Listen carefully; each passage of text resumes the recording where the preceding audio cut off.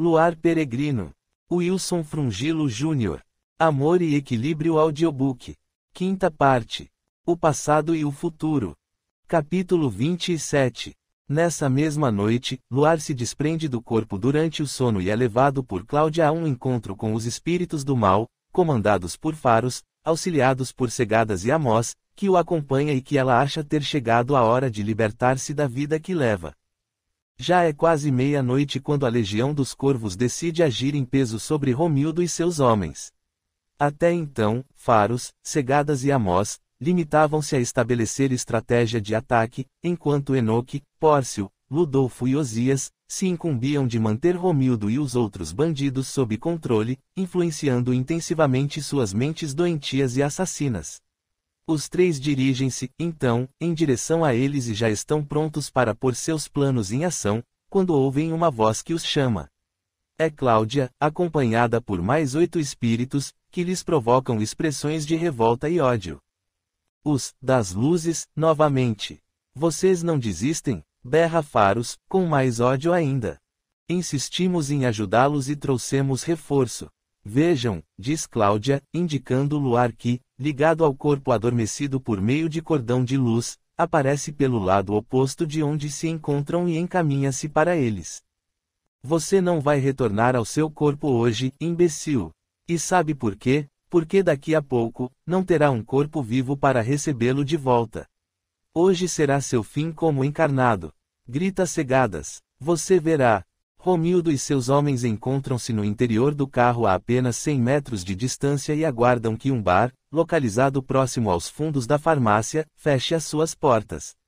Já se informaram que o mesmo ocorrerá por volta de 1h da madrugada e decidiram agir após esse horário.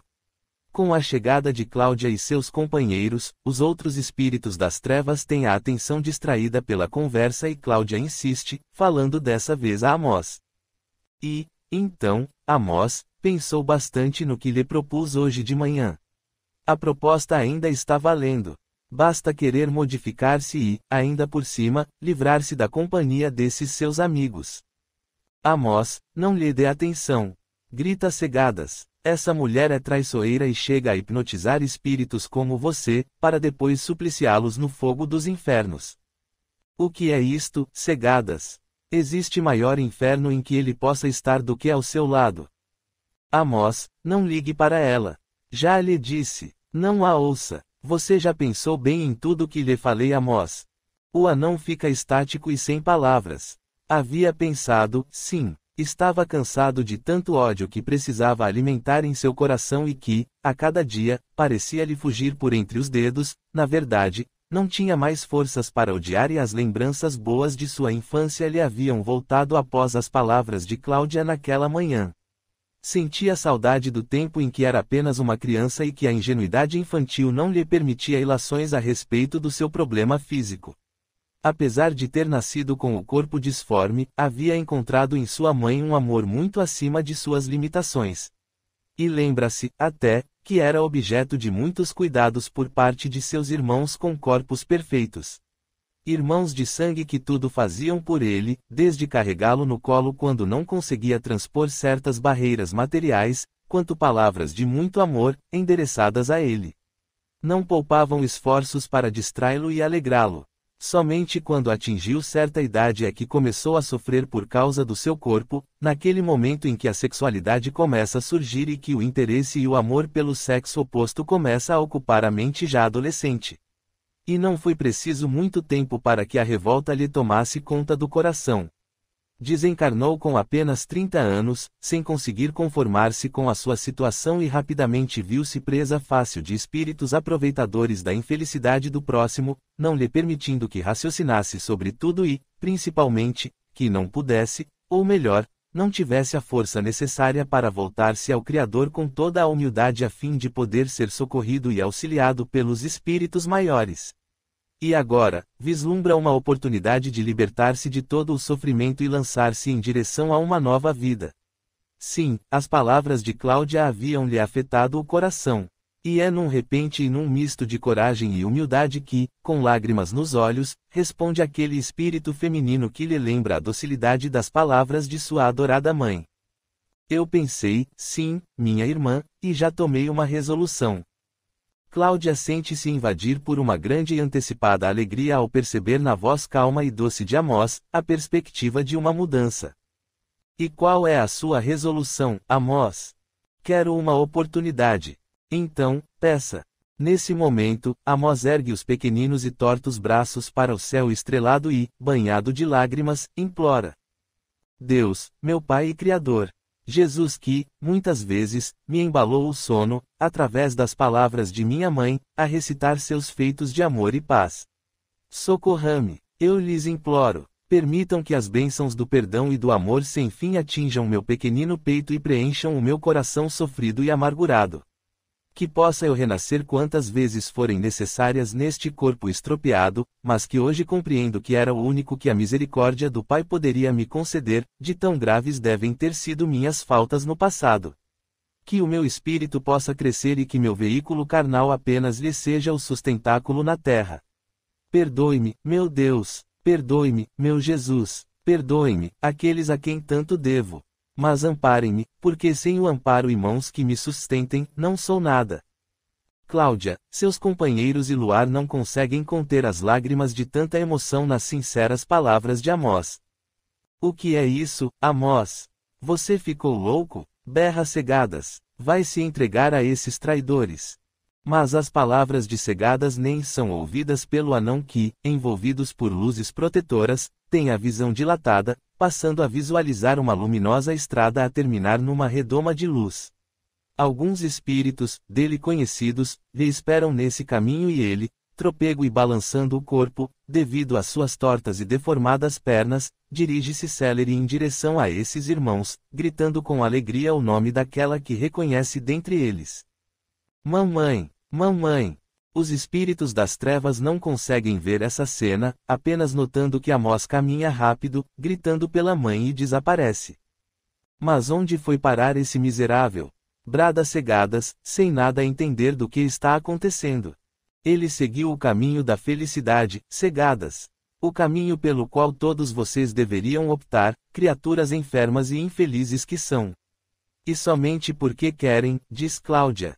Isso é bruxaria. Isso é bruxaria. Berra, agora, Faros. Não deem ouvidos a esta mulher ou ela vai aprisioná-los no grande vazio, como fez com Amós. Você sabe que isso não é verdade, Faros. Todos o sabem. O que vocês querem aqui? Esbraveja Faros, temos um trabalho a realizar e ninguém vai nos impedir, porque a ação vai ser realizada no plano material e quero ver vocês conterem uma bala de revólver. Uma bala que, se for disparada, não irá atingir apenas Luar, mas o coração de todos vocês, carregando-lhes mais a consciência já tão pesada e tão cheia de débitos a resgatar. Não nos venha com esse palavreado. Não nos atinge. O que pretendem fazer com Luar, em nada vai ser proveitoso para vocês. Se ele desencarnar, nem o verão mais. Nada poderão fazer contra ele nesse plano em que habitam. A dimensão dele é outra. Já sabemos disso, não se constitui nenhuma novidade para nós.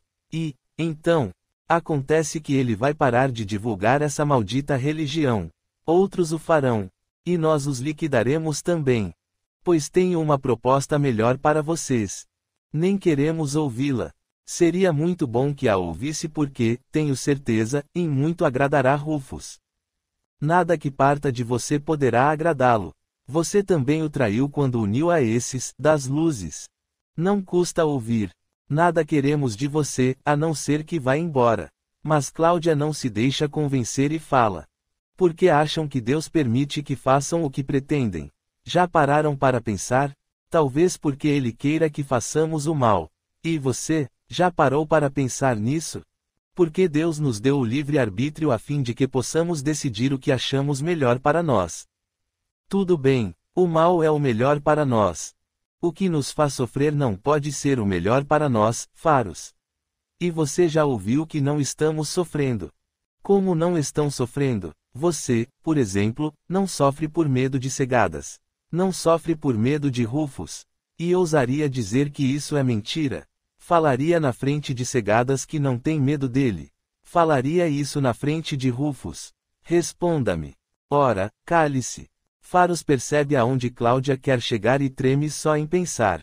Não pode negar que tem medo, pois isso é uma questão de honra para os mais poderosos, que se isso lhes for negado por alguém considerado inferior, terão que fazê-lo mudar de ideia e seus métodos são por demais dolorosos. Também não quer dizer que tem medo, pois assim, daria toda a razão a ela. E Cláudia continua. Vamos, Faros, responda na frente de seus subordinados. Tem ou não tem medo? Sofre ou não sofre de medo? Tenho medo, sim, mas isso faz parte de nosso mundo. Uns são mais fortes e outros são mais fracos. E os mais fracos têm medo dos mais fortes. Gostei muito de sua sinceridade, mas diga-me, ainda. Não vou lhe dizer mais nada.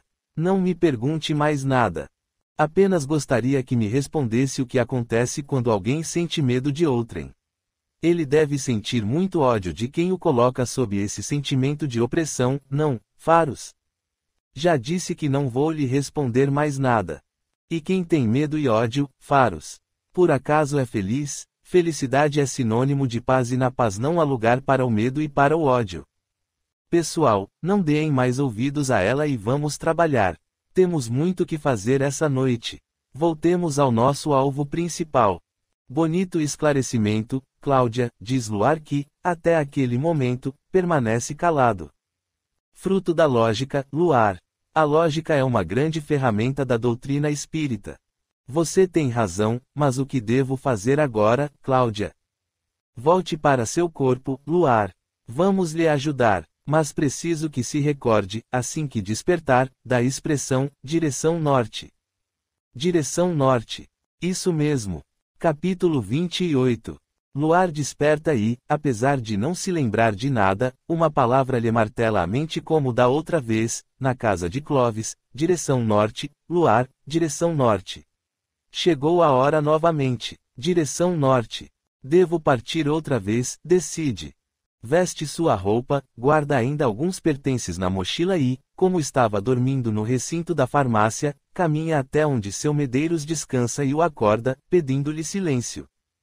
O que foi, Luar? Devo partir. Partir? Mas para onde? Mostre-me a direção norte. Deste lado, informa Medeiros, indicando-lhe a direção do pequeno quintal da casa. Seu Medeiros, assim que eu sair, tranque essa porta dos fundos e saia naturalmente pela farmácia, trancando a porta por fora com o cadeado. Espero que esteja certo, Luar. E estou, seu Medeiros. Que Deus lhe pague por tudo que fez por mim. Um dia haveremos de nos encontrar novamente. Precisa de alguma coisa? Comida? Dinheiro? Levo esta maçã, responde, apanhando a fruta de uma fruteira da mesa da cozinha. Sorrateiramente, então, Luar sai para o quintal da casa. Sabe que alguns dos homens devem estar vigiando os fundos. Amoita-se na sombra projetada por uma mangueira que há no quintal e aguarda. Alguns minutos se passam e Romildo mais os três homens, fortemente armados, ao verem Medeiros sair sozinho da farmácia pela frente e fechar a porta, correm para os fundos e saltam o muro do quintal, sem notar a presença de Luar, escondido na sombra. Arrombam a porta da cozinha e entram rapidamente, pensando em surpreendê-lo. E Luar, calmamente, salta o muro para a rua e, correndo, desaparece, dobrando a próxima esquina. Está muito assustado e, enquanto corre, teme que Romildo e seus homens estejam já em seu encalço e é a muito custo que consegue olhar para trás para verificar esse seu temor. Com alívio descobre que a rua atrás de si continua deserta naquela madrugada. Meu Deus, para onde ir?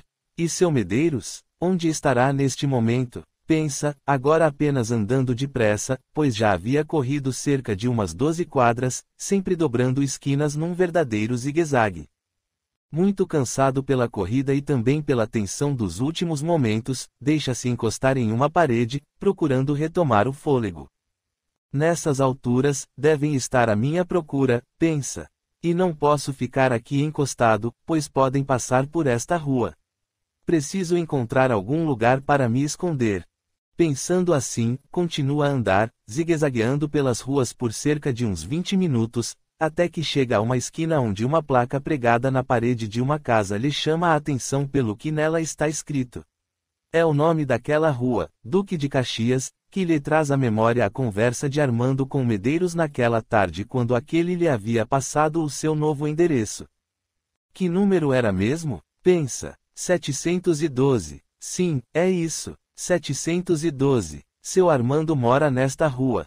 Deixe-me ver. Esta casa é 565.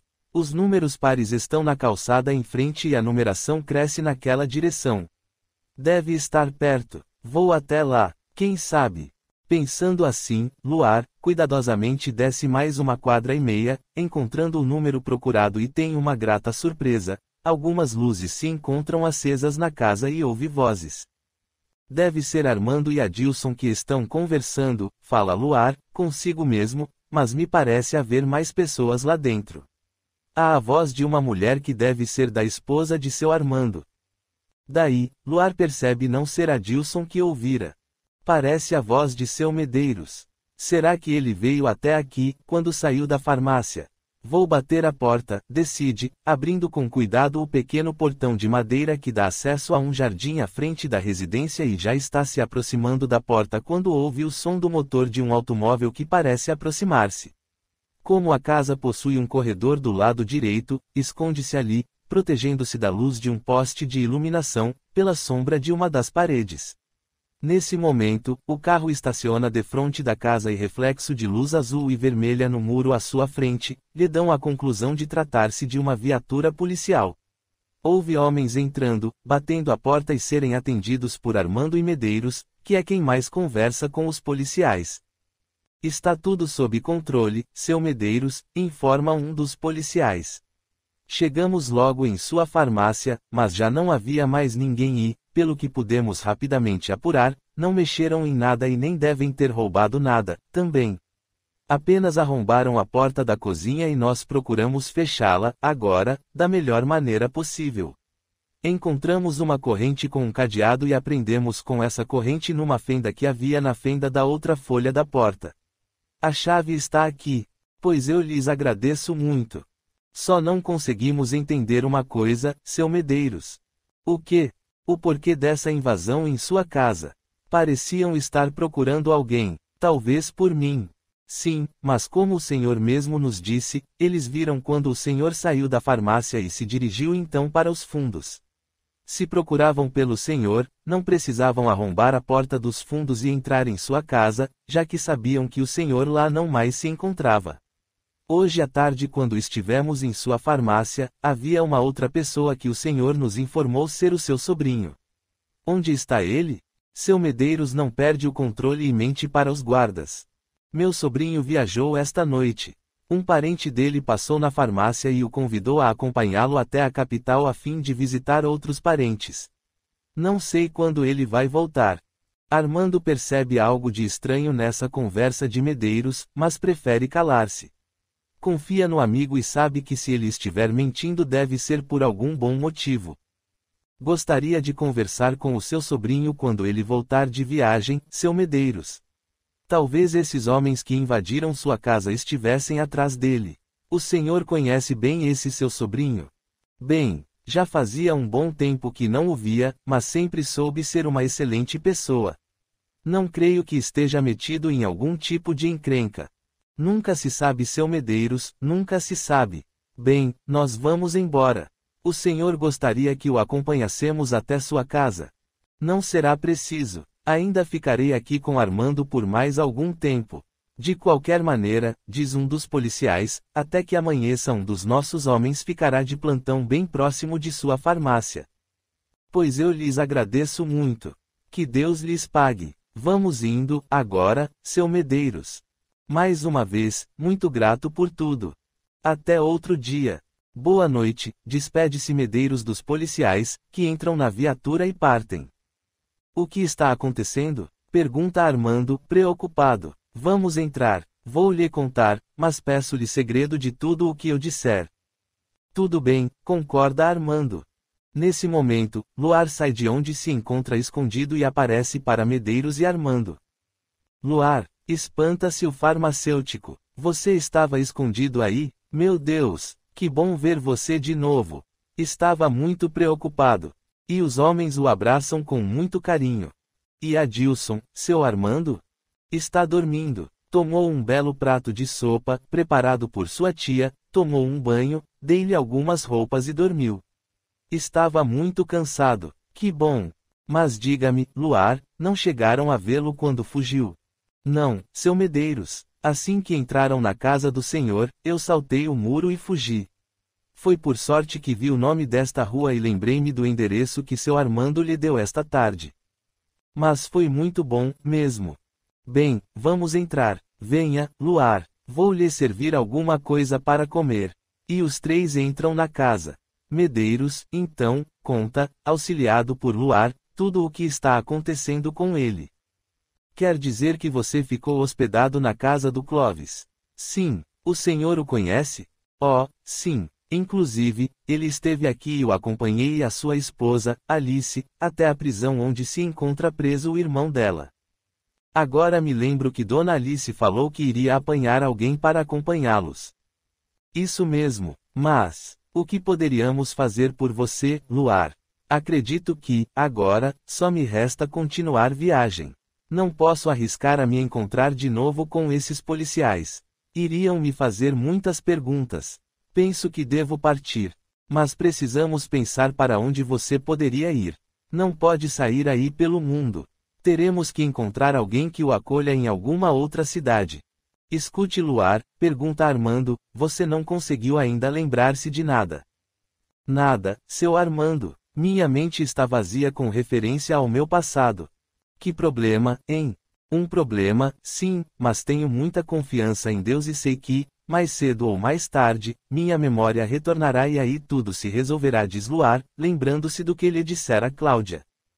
Como já lhe disse, fiquei muito preocupado com você, confessa Medeiros. E eu com o senhor e ainda estou preocupado. Pode ser que aqueles homens retornem e o venham molestar, exigindo que fale sobre o meu paradeiro. Quanto a isso não há perigo, Luar. Tenho muitos amigos aqui no bairro e sei que farão de tudo para me proteger. Isso é verdade, confirma Armando.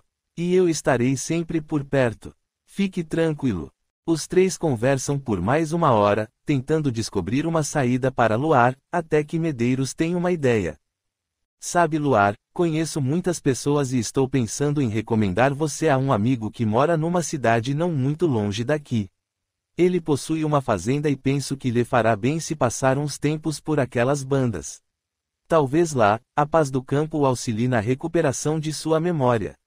É evidente que terá que trabalhar para pagar sua estadia, mas com sua inteligência, talvez ele o empregue no escritório dessa fazenda. O que me diz? Ficaria imensamente grato se conseguisse isso para mim e farei todo o possível para não decepcioná-lo, seu Medeiros.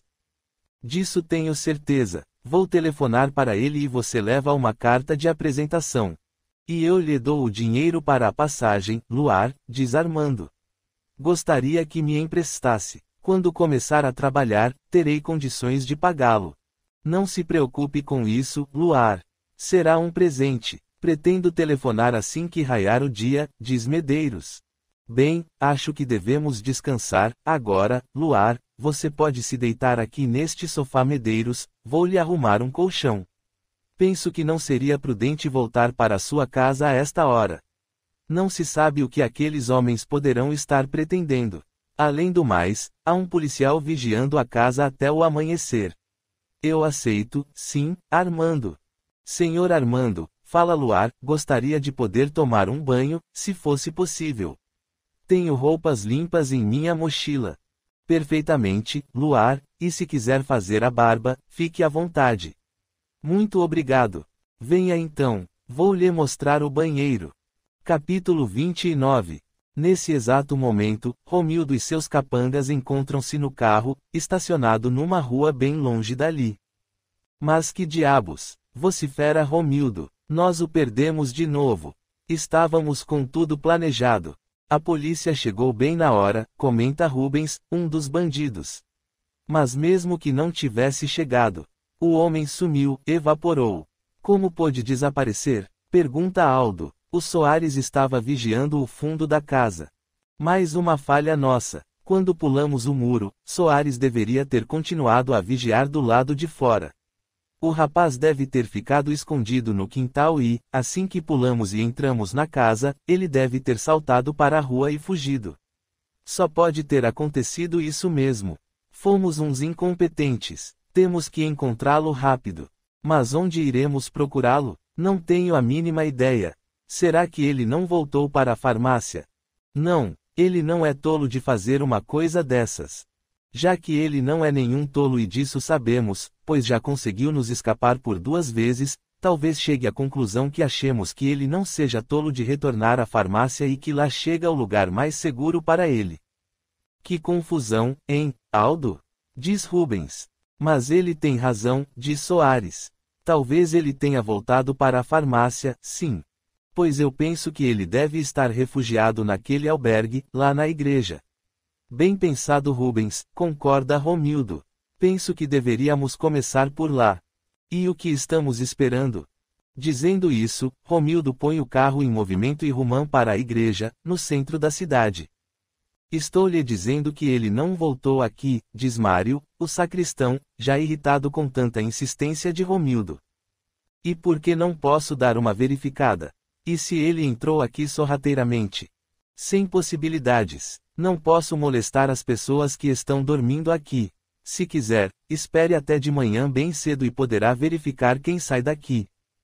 Tudo bem, concorda Romildo, que não quer causar nenhuma confusão, mas me diga uma coisa, ontem você disse ter estranhado o nome que ele lhe informou. Sim, era um nome bem estranho. E que nome era esse? Não sei se devo dizer-lhe. Mas é claro que pode. Só quero o bem dele e qualquer informação que puder dar-me, naturalmente, irá auxiliar o pobre coitado. Está bem, vou verificar a ficha. Mário, então, examina as fichas do dia anterior, até que acha a procurada. Ah, está aqui. Não lhe disse que era um nome estranho. E qual é esse nome? Luar Peregrino. Luar Peregrino? Eu lhe disse que era bastante estranho. Posso ver essa ficha? Pede Romildo. O sacristão lhe entrega. Sapateiro. Endereço anterior. É isso mesmo. Esse é o homem que estou procurando.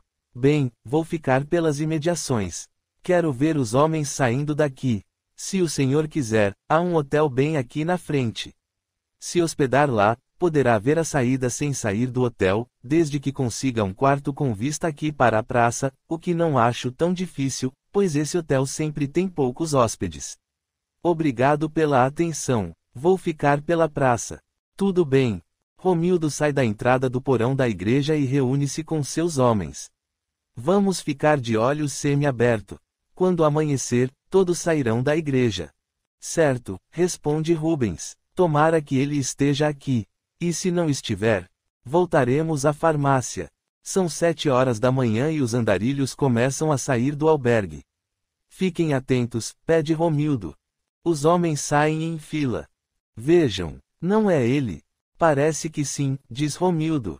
Pelo menos, pela roupa. Sim, só pode ser ele. Vamos segui-lo. Não poderemos fazer nada aqui. Há muita gente na praça. Vamos com cuidado.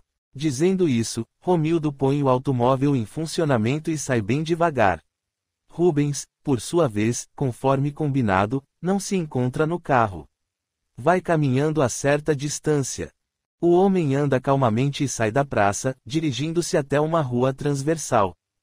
Diabo! Brada Romildo. Esta rua é contramão. Temos que pegar aquela outra rua, ir até o fim e subir por esta. Ainda bem que Rubens está a pé. Não podemos perdê-lo de vista. Desça você também, Aldo. Não podemos falhar desta vez. E não se esqueçam do combinado. Certo, chefe. Quando eu chegar com o carro, você abre o porta-malas. Aldo desce do veículo e Romildo dispara por outra rua, até alcançar o seu final e começa a subir por aquela em que o homem está caminhando. Ao longe o vê, assim como Rubens e Aldo que estão em seu encalço. A rua está deserta, Romildo. Desta vez não falharemos. Vá se aproximando, diz Soares. Romildo dispara novamente com o carro, estacionando ao lado do homem que, neste momento está de costas, olhando para uma vitrina. Sai do carro, de arma em punho e grita. Pegue-o, Rubens. Aldo abra o porta-malas. Rubens, então, retira de dentro do casaco um saco de pano preto e enfia-o na cabeça do homem, apertando com uma pequena corda inserida nele, numa espécie de bainha. Romildo, por sua vez, traz seus braços para trás e amarra-lhe rapidamente os pulsos às costas. Soares também sai do automóvel e os ajuda a colocar no porta-malas do carro. O homem grita por socorro e se debate. Fecham a tampa, entram no veículo e saem em desabalada carreira pelas ruas da cidade, dirigindo-se a um lugar ermo. Conseguimos! Grita Rubens, entusiasmado. É ele, não é, Rubens? Você viu o seu rosto? Bem, não cheguei a ver bem o resto, mas como vocês confirmaram que era ele? Tenho certeza de que é ele, confirma Aldo.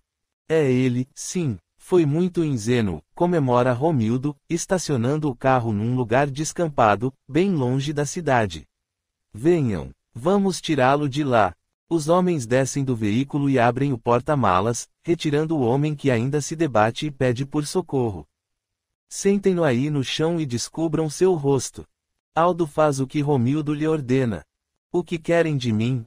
Não possuo nada. Um misto de decepção e assombro passa pela fisionomia dos homens. Quem é você? Grita Romildo. Meu nome é José Luiz. O que querem de mim? Por que estão fazendo isso comigo? Não é ele, seus imbecis. Berra colérico, Romildo. Seus incompetentes. Seus idiotas. Mas, Romildo, você também achou que era ele. Cala-se. Soltem esse homem. E o que faremos com ele? Romildo pega o infeliz pelo pescoço e ameaça-o. Meu amigo, nós vamos libertar você, sem lhe causar nenhum mal, certo? Certo, balbucia o homem, engolindo em seco, com tantos revólveres apontados para ele. Mas tem uma condição. Uma condição. Sim, se você abrir o bico, se falar alguma coisa do que aconteceu para alguém, nós iremos procurá-lo e aí vai se arrepender, certo? Eu vou me arrepender. Isso, vai se arrepender. Não, não, eu não conto para ninguém. Estou mudo, melhor para você. Agora, saia correndo e não olhe para trás. Sim, saio correndo e não olho para trás. Eu já vou indo. Por aí, não infeliz. Por aqui, grita Romildo, apontando para o lado oposto ao da cidade. E não pare de correr. Não pare. Não paro, não paro. Grita o homem, saindo em grande velocidade. Droga, droga, brada Romildo. Vamos voltar, vamos até a farmácia. Vou fazer aquele velho falar. Vai ter que falar, vamos. E o carro sai, novamente, em disparada, somente parando a uma quadra da farmácia de seu Medeiros. Quem serão aqueles 3 homens lá na frente da farmácia? Pergunta Romildo. Não estou gostando nada da fisionomia deles. Vejam, parece que nos viram. E estão vindo diretamente para cá. E não estão com cara de bons amigos. Penso que estão protegendo o velho farmacêutico. Vamos enfrentá-los, diz Soares. De maneira alguma, ordena Romildo. Vamos nos retirar bem devagar por esta rua aqui. Mais tarde voltaremos. Acho que temos que deixar a coisa esfriar um pouco. Parece que nada dá certo para nós. Irrita-se Aldo, não fosse pela quantia que estão nos oferecendo, já teria desistido. Ninguém vai desistir agora, ameaça Romildo. Ninguém vai desistir, chefe. Tem muito dinheiro nesse serviço. Vamos embora. Capítulo 30. Nesse momento, Luar se encontra na residência de Medeiros, nos fundos da farmácia. Armando também se encontra lá. Parece que os homens viram o carro estacionado a uma quadra daqui, foram para lá e eles fugiram com o veículo, informa Celso, um dos homens que Medeiros pediu que ajudasse na segurança. Não desistem mesmo, diz Luar, preocupado. Tenho medo pelo senhor, seu Medeiros. Já lhe disse para não se preocupar. Estou bem protegido aqui. Estes meus amigos não deixarão que nada me aconteça. Tudo bem, mas penso que já está na hora de partir. Você falou com o seu amigo fazendeiro? Pergunta Armando a Medeiros. Já, Brandão vai receber Luar e empregá-lo. Que bom, hein, Luar? Graças a Deus, só tenho encontrado gente boa, depois que tudo isso começou a me acontecer. Brandão é um homem muito bom. É muito longe a fazenda, Medeiros? Pergunta Armando. Não, ela se localiza a apenas 12 quilômetros da cidade que lhe falei. Luar irá pegar um ônibus até essa cidade. Mas esses homens deverão estar vigiando a saída dos ônibus, Medeiros. Penso até que possam existir mais deles, espalhados por aí. Não irei apanhar o ônibus aqui, seu Armando, explica Luar. Seu Medeiros me disse que um ônibus passa diretamente por aqui com destino a essa cidade e que ele apanha passageiros num posto de gasolina na estrada, a pouco mais de 5 quilômetros. Irei até lá para apanhá-lo. Irá sozinho? Penso que seja melhor, para não levantar suspeitas. Um desses homens poderá acompanhá-lo, Luar. Prefiro ir sozinho, seu Medeiros. Será mais fácil esconder-me se algo acontecer. E se o levássemos de automóvel, hein, Medeiros? Já pensei nisso, Armando, mas temo que tudo aqui esteja sendo vigiado e nos encontrariam facilmente se nos seguirem. Você tem razão. Não precisam se preocupar. Estarei mais seguro se for sozinho. De qualquer forma, gostaríamos que entrasse em contato conosco, sempre que possível, até que chegue ao seu destino. Farei isso. E quando partirá? Hoje, logo depois do jantar. Que horas passa esse ônibus no posto de gasolina? Amanhã cedo, por volta das 7 horas. E onde ficará até esse horário, Luar? Ficarei amoitado em algum lugar, próximo ao posto. Bem, como lhe prometi, aqui está o dinheiro para a passagem. Dá essa quantia, Medeiros. Deixe-me ver, diz o farmacêutico, apanhando o dinheiro e contando. Dá, sim. Ainda sobram uns trocados para Luar comer alguma coisa até chegar à fazenda. Você já escreveu a carta? Vou escrevê-la. Medeiros disse que você já lavou sua roupa, Luar. Lavei bem cedo para dar tempo de secar antes de ir embora. Luar, diga-me uma coisa, Medeiros disse que você é espírita. Sim. E que essa doutrina parece ter explicações para tudo.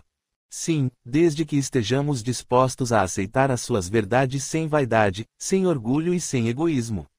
Aliás, sempre devemos pensar assim: Deus quer que sejamos felizes e deseja a nossa evolução. Para tanto, enviou-nos Jesus para nos ensinar o caminho. Agora, sempre procuro pensar da seguinte maneira: que Jesus, com seus ensinamentos, nos deu asas para voarmos para esse nosso destino e, então, criei para mim mesmo uma frase que imagino Jesus nos dizendo: voe meu irmão, voe para o seu destino. E esse verbo voar, conjugado dessa maneira, não me deixa esquecer que, para podermos realmente alçar voo para a nossa felicidade, devemos nos libertar de 3 sentimentos inferiores que nos impediriam de ganhar altura e que vejo da seguinte forma: V de vaidade, o de orgulho e de egoísmo. Estas 3 letras, como pode verificar, formam o verbo conjugado voe. Muito bonito, Luar. Realmente, se nos despojássemos da vaidade, do orgulho e do egoísmo, imagino que já poderíamos dizer que somos felizes. Mas o que gostaria que me respondesse é o seguinte: como conseguiria explicar, baseado na doutrina espírita, tudo o que você está passando? Eu imagino que Deus, na sua infinita bondade, está me oferecendo uma cruz bem mais leve do que a que eu deveria carregar. Penso que, pelos meus erros do pretérito, deveria estar hoje numa situação bem pior do que esta que estou vivendo e, veja ainda o Senhor, que, apesar de tudo, quantas pessoas boníssimas tenho encontrado pelo caminho. Vejo isso como uma recompensa muito grande pelo pouco que consigo fazer pelo meu próximo. Na verdade, nem sei o que já fiz nesta minha presente encarnação, visto que não lembro de nada do meu passado. Só mesmo pensando dessa maneira, posso compreender a sua calma perante tudo o que lhe está acontecendo, porque, fosse eu, estaria desesperado com essa situação. O desespero não nos traz nada que possa nos auxiliar, seu Armando.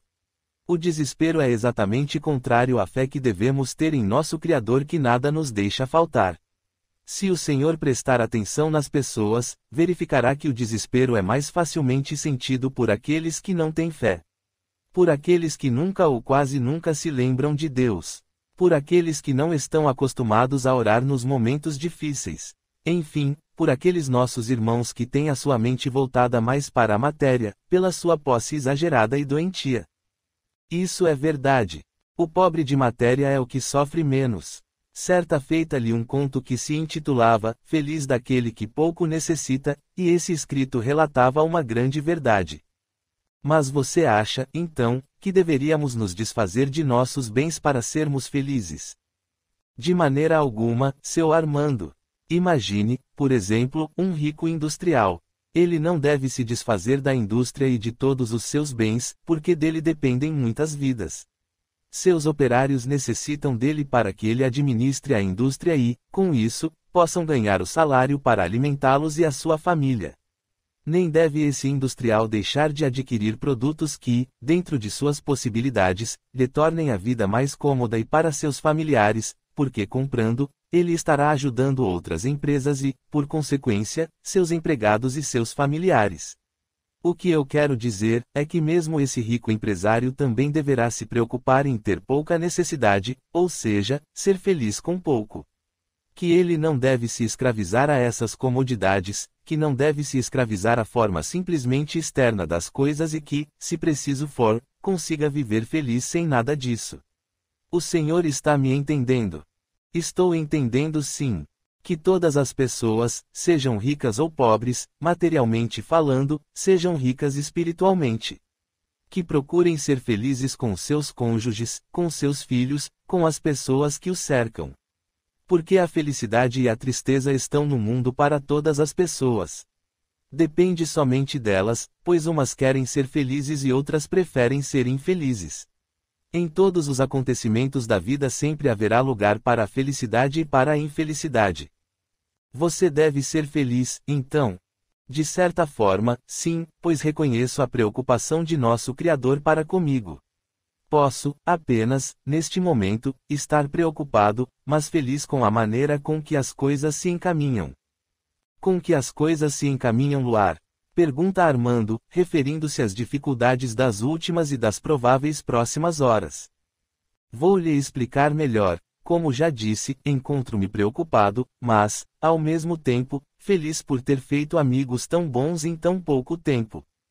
Você não existe, mesmo, completa Armando, sorrindo e querendo dizer com isso que são poucas as pessoas que pensam assim como ele. Não sou nada mais que as outras pessoas, seu Armando, aliás, em minha opinião, o senhor e seu Medeiros serão sempre um dos meus exemplos a seguir, tamanho desprendimento de vocês para com um desconhecido. Isso não aconteceu na praça, ontem, pois somente concordei em auxiliar a Dilson quando soube que era meu sobrinho. Pois tenho certeza de que eu teria auxiliado, mesmo não sendo ele seu parente. O senhor apenas se encontrava equivocado quanto ao destino das pessoas, o peso da responsabilidade que cada um carrega e o peso que cada um pode ou consegue suportar. Você está certo, Luar, e espero que continue sempre assim. Tenho que aprender muito mais, mas muito mais, mesmo. E tenho certeza de que aprenderá. Vou começar a ler o livro que me deu Luar, diz Medeiros, que estava prestando atenção à conversa dos dois. Que livro é esse? Pergunta Armando. O Evangelho segundo o Espiritismo, responde Medeiros. Depois de lê-lo, você me empresta. Pede Armando. Luar disse que o Evangelho é a bússola do espírito, não é, Luar? Pode ter certeza disso. Em todos os momentos difíceis da vida, você poderá se orientar através desse Evangelho. Faça a seguinte experiência. Quando estiver com algum problema difícil, faça uma prece. Em seguida, abra esse livro ao acaso e leia a página que abriu, meditando sobre o que leu. Pode crer que a resposta estará ali. Tenho certeza disso, Luar, concorda Medeiros. Bem, mas agora, vamos almoçar. Dona Raquel, que é a quem cozinha para mim, já está chegando aí com o almoço. Desta vez, pedi para você, Luar. E para você também, Armando. Almoce conosco. Almoço, sim. Vamos lá, então. Bom dia, Dona Raquel. Bom dia, seu Medeiros. Recebi seu recado e trouxe 3 almoços. Ótimo. Por favor, queira colocar sobre a mesa da cozinha que nós já estamos indo. A mulher vai para a cozinha e os 3 a seguem. Quando a senhora está saindo, Medeiros percebe que ela enxuga uma lágrima disfarçadamente. Dona Raquel, a senhora está chorando. Está com algum problema? Algo em que eu possa ajudá-la? Não, seu Medeiros, eu estou bem. Mas a senhora está chorando. Problemas da vida. E que problemas são esses que a fazem chorar? Qualquer hora nós conversamos, seu Medeiros. Almocem sossegados. De jeito nenhum, dona Raquel. Sente-se aqui conosco e nos conte o que a está entristecendo desta maneira. Não quero incomodá-lo. O senhor tem visitas. Ora, o que é isso? Venha até aqui e cumprimente-os. Seu Armando, a senhora já deve conhecer. Sim, como vai, seu Armando? Estou bem, graças a Deus. Este é Luar. Luar peregrino. Muito prazer, Luar. O prazer é todo meu, dona Raquel, mas sente-se. A mulher atende e senta-se com eles à mesa, enxugando as lágrimas com o avental. A senhora já almoçou, dona Raquel? Pergunta Luar. Já, sim. Podemos almoçar, meus amigos, diz Medeiros, mas fale dona Raquel, e nos diga o que podemos fazer para ajudá-la ou, então, desabafe. Isso lhe fará bem e confie em nossa discrição. É meu marido, seu Medeiros. O Eusébio, o que está acontecendo com Eusébio? Eu não sei, ele não consegue mais trabalhar. Por que ele não consegue mais trabalhar? Está doente? Está, mas não do corpo. Está doente da mente. Como assim? De uns tempos para cá, começou a sentir uma estranha amargura. Amargura? Sim, ele diz que nada está bom para ele, sabe? Deve ser um tipo de depressão. Diz que não sente mais gosto pela vida. Que não encontra mais prazer em nada do que faz. E olhe que ele amava seu serviço. Sei disso. O Eusébio, Luar, é um excelente e competente marceneiro. Você precisa ver os móveis que faz. Até no entalhe ele é um artista. Conheço os trabalhos dele, confirma Armando. E sempre trabalhou com muito gosto, complementa dona Raquel. Vivia sempre contente, a cantarolar. Os senhores precisam ver como ele ficava feliz e animado quando iniciava um novo serviço e quando o entregava pronto, acabado. Ele não parecia uma das pessoas mais felizes aqui do bairro, seu Medeiros. Realmente, Eusébio sempre foi um dos homens mais felizes que conheci. Pois é, diz a mulher, agora, é uma tristeza só. Já foi ao médico psiquiatra, tomou uns remédios, mas de nada adiantou. Vive triste e angustiado. Mas o que será que aconteceu? Não faço a mínima ideia, seu Medeiros. O que você acha, Luar? Pergunta Medeiros, na esperança de que ele descubra algo dentro dos ensinamentos espíritas. Posso lhe fazer uma pergunta, dona Raquel? Pode fazer, sim. Desde quando ele vem tendo este comportamento? Desde quando? Sim, quero dizer, a senhora não conseguiria ligar o início desse processo depressivo a uma data em especial. A mulher pensa um pouco e meneia a cabeça num gesto negativo. Não sei responder. Bem, me diga uma coisa, a partir de que mês, seu marido começou a sentir-se assim? 1 mês, 2 meses, 3, 4 meses. Acredito que há uns 2 meses, mais ou menos. Gostaria que a senhora procurasse se lembrar de algum fato que tenha chocado muito a família, principalmente ele. Alguma coisa que tenha ocorrido antes de ele se modificar. Bem, que eu me lembre, apenas um fato aconteceu de importante, a morte de seu irmão mais velho, o Edson. E já houve morte na família há pouco tempo também, ou melhor, há quanto tempo não ocorre uma morte de parentes? O último parente que faleceu foi minha mãe, mas isso já faz bastante tempo. Quanto tempo, dona Raquel? Há 10 anos. Minha mãe morreu nova. Seu pai é vivo ainda? Sim, papai ainda vive e os pais de Eusébio, também. Quantos anos tem o seu marido, dona Raquel? 58 anos. E ele possui uma religião, dona Raquel?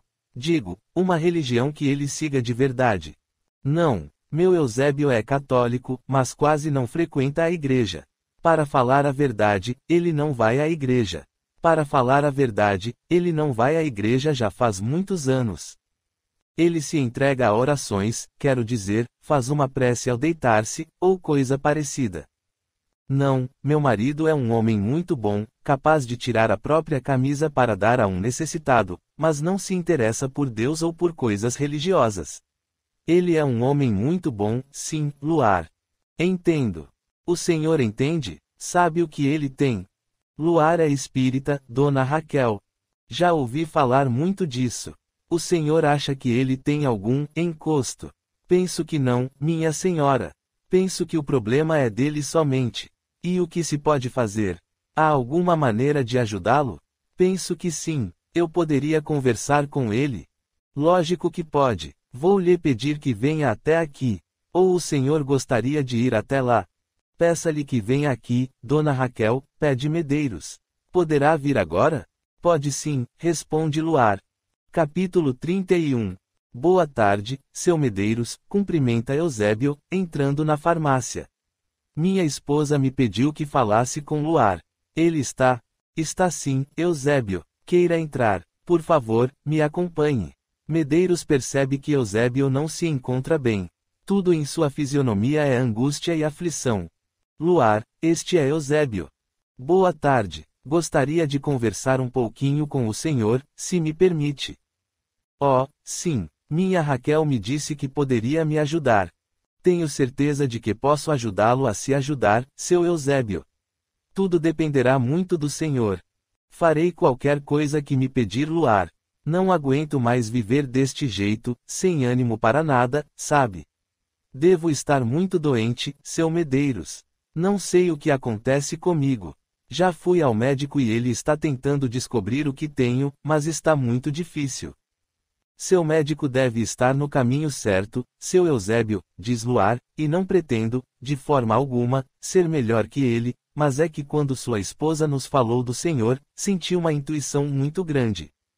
Intuição dos espíritos? Raquel me disse que você é espírita. Sim, sou espírita. Será que tenho algum encosto? Não creio, seu Eusébio, apesar de que na situação em que o senhor se encontra, não seria difícil que espíritos tentassem se aproveitar. Mas tenho certeza de que se o senhor colaborar um pouco, logo, tudo será passado. Assim espero. Não estou conseguindo mais trabalhar. O senhor acredita, seu Medeiros? Acredito, sim, Eusébio. Já vi muitos casos assim. Devo lhe dizer, inclusive, seu Eusébio, que se o seu médico lhe pedir para tomar algum remédio, o senhor deverá fazê-lo, porque muitas vezes, um medicamento ajuda bastante no tratamento. Entendo. Bem, pelo que entendi, o senhor anda muito angustiado, sem vontade para nada, certo? É isso mesmo. E que isso começou a ocorrer a partir do momento em que seu irmão veio a falecer. Sim. Apesar de não ver nenhuma ligação com o seu falecimento, devo admitir que tudo me pareça ter começado a partir desse acontecimento. Medeiros e Armando continuam junto deles e prestam muita atenção na conversa. Estão curiosos para ouvirem o que Luar tem a dizer. Seu Eusébio, pelo que dona Raquel me informou, o senhor não segue nenhuma religião, não é? Bem, sou católico, mas não frequento a igreja. Quer dizer, não sigo nenhuma religião não. Muito bem, sei que o senhor é uma pessoa muito boa, honesta, trabalhadora e cumpridora de suas obrigações. Sim, posso dizer que sou. Agora, gostaria de fazer uma pergunta bastante séria e importante. Pode fazer. O senhor nunca se preocupou com a morte, não é? Nunca me preocupei muito com isso. E a morte, para o senhor, sempre lhe pareceu uma coisa muito distante. Também posso confirmar. Na verdade, na minha cabeça, nunca pensei em morrer. Sempre tive muita saúde e quando alguém morria, sempre encarava como uma coisa muito natural. Natural, mas que ocorria somente com os outros, não. O homem pensa um pouco e responde convicto. É isso mesmo, nunca pensei nisso acontecendo comigo. Para você ter uma ideia, nunca pisei num hospital, a não ser para fazer alguma visita a um amigo doente. Nunca sofri uma cirurgia em toda a minha vida e nunca precisei ser internado por motivo algum. Até que seu irmão faleceu. O que quer dizer com isso? Acha que depois que ele faleceu, passei a me preocupar com a morte? Penso que não, ainda me vejo com muita saúde. Não digo que o senhor tenha passado a se preocupar com a morte, mas, digamos que o senhor passou a se preocupar com a razão da vida na Terra. Vida na Terra? Digo vida na terra, porque sou espírita e, para nós, espíritas, a morte não existe. Ela é apenas uma passagem que fazemos em espírito para uma outra dimensão, abandonando o nosso corpo mais material aqui na terra, entende? Sim, deve ser mais ou menos o que as religiões dizem quando falam do céu. É mais ou menos isso. Mas continuo a dizer que não fico pensando na morte. Tudo bem. Talvez o Senhor não pense na morte propriamente dita, mas deve estar preocupado com uma outra coisa. E o que seria? Diga-me uma coisa, quando seu irmão faleceu, o que o Senhor pensou? O homem reflete um pouco e responde. De início, fiquei triste porque nos dávamos muito bem. E depois, lá mesmo no velório, fiquei pensando porque ele já estava partindo. Não era tão velho assim. Fiquei pensando, para que tudo isso? Para que fazermos tudo o que fazemos, mesmo que seja de nosso agrado, se de repente, sem que esperemos, a morte nos ceifa esta nossa vida? O Senhor deve ter pensado também, de si mesmo, tenho 58 anos e praticamente tudo o que queria da vida já consegui. E agora, o que faço com tudo isso? Para quê, não é? Você lê pensamentos? Pergunta Eusébio, impressionado. Não, meu senhor, eu não leio pensamentos. Apenas sei um pouco das coisas. Hoje tenho um problema com a minha memória, mas penso ter estudado muito sobre isso, porque consigo entender muitas coisas. Posso interromper Luar? Pede Armando. Pode falar, seu Armando. Por diversas vezes, peguei-me a pensar dessa maneira, mas consegui espantar, afugentar esses pensamentos. E eu não consigo, confessa, enfim, Eusébio, com os olhos úmidos. Não digo que fico pensando nisso, mas é algo que parece ter feito morada no meu peito, no meu coração, em minha mente, sei lá. Os estudiosos costumam chamar isso de crise existencialista. Crise existencialista? Sim, crise existencialista nada mais é do que a grande dúvida sobre a vida, sobre o seu porquê e que atinge, principalmente, as pessoas quando chegam aos 50 ou mais anos. E por que nessa idade, Luar?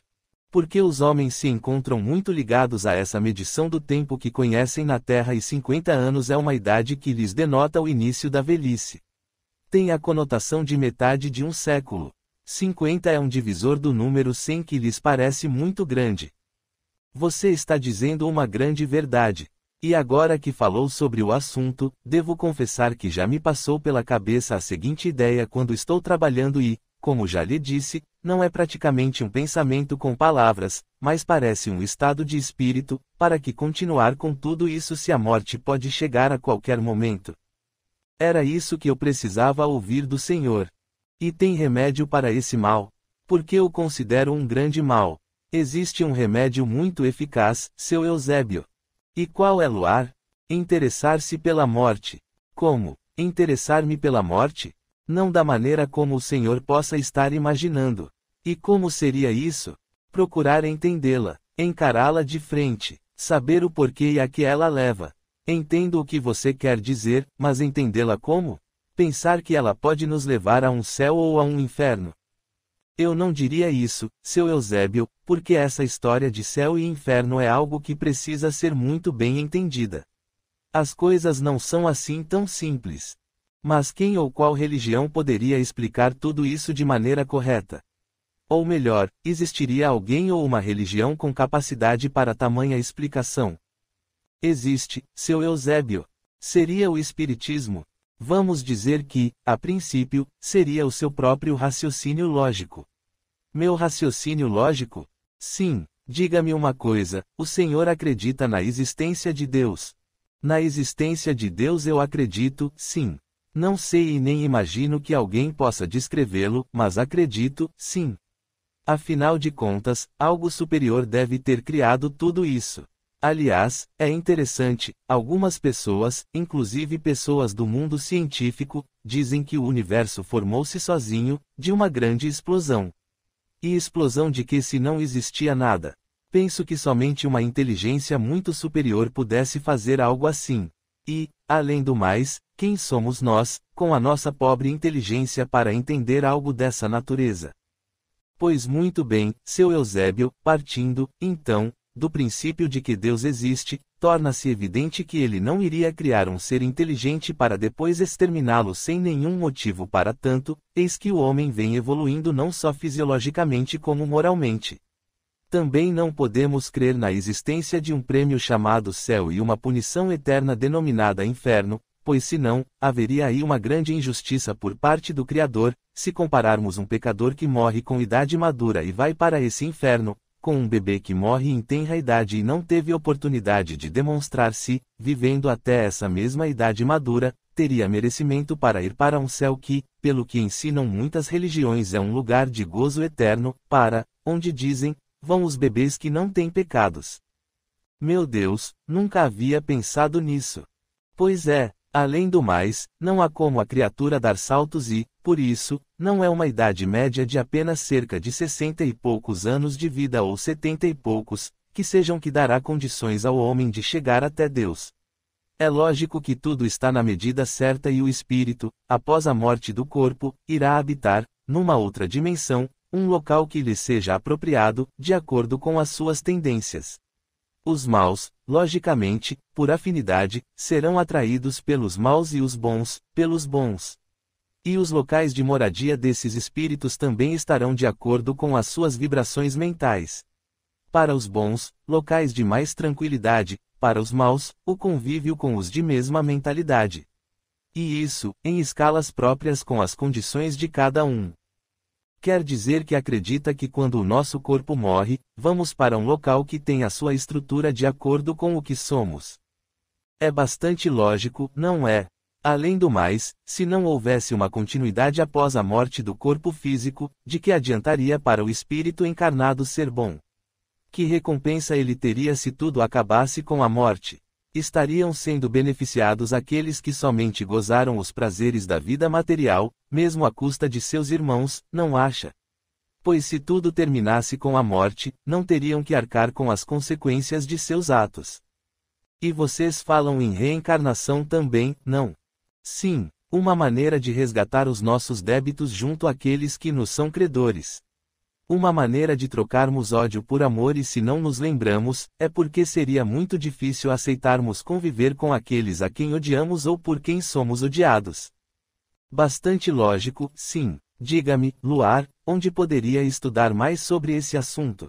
Eu lhe mostro Eusébio, responde Medeiros, apanhando o Evangelho. Luar presenteou-me com esta obra que depois vou emprestar para Armando, mas você poderá adquiri-la em uma livraria espírita, não é, Luar? Aqui em nossa cidade tem uma. Sim, e poderá encontrar o assunto que deseje num índice analítico que se encontra no final do livro. Quais outros livros sugere Luar? Toda a coleção de Allan Kardec. Depois desse Evangelho, o Livro dos Espíritos, o Livro dos Médiuns. Seu Medeiros sabe. Ah, sim, você me falou e eu anotei tudo, confirma Medeiros. Também existem as obras de André Luiz, psicografadas por Francisco Cândido Xavier, que nos retratam a vida como ela é do lado de lá. Vou procurar estudar esses livros. Sabe, Luar, parece incrível, mas você me proporcionou um novo ânimo, uma nova esperança. Que bom! E não se preocupe com o que sentiu. Muitas vezes, Deus nos concede a bênção da dor para que possamos nos lembrar dele e dos ensinamentos de Jesus. Geralmente, o espírito, quando está bem de saúde física e mental, acaba se esquecendo das coisas do alto. Então, a dor bendita o faz voltar-se novamente para o Pai. Isso é verdade, Luar, Deus lhe pague. Sinto-me como se tivesse renascido hoje. Agradeça a Jesus, seu Eusébio. Agradeça a Jesus. Capítulo 32. Na região do umbral mais grosso, dentro da fortificação de Rufus, pesada reunião tem efeito nesse instante. Faros e seus asseclas, temerosos pelo fracasso, prestam contas ao líder, cada um tentando se desculpar pelas falhas ocorridas. Mas nem com o auxílio de cegadas, vocês conseguem destruir Laio, que hoje se denomina Luar. Até Amós, a quem conheci muito bem, permitiram que se bandeassem para o lado das luzes. Vocês estão me decepcionando, francamente. Será que terei que lhes impor pesado castigo a fim de insuflar um ódio maior em seus corações? Talvez, assim, tenham ímpetos maiores de destruição. Não será necessário, Rufus. Diz Faros. Não falharemos da próxima vez. Tenho um plano que não irá ter erros. Assim espero Faros, ou terei que substituí-lo. Não faça isso, Rufus. Sabe que sou o melhor.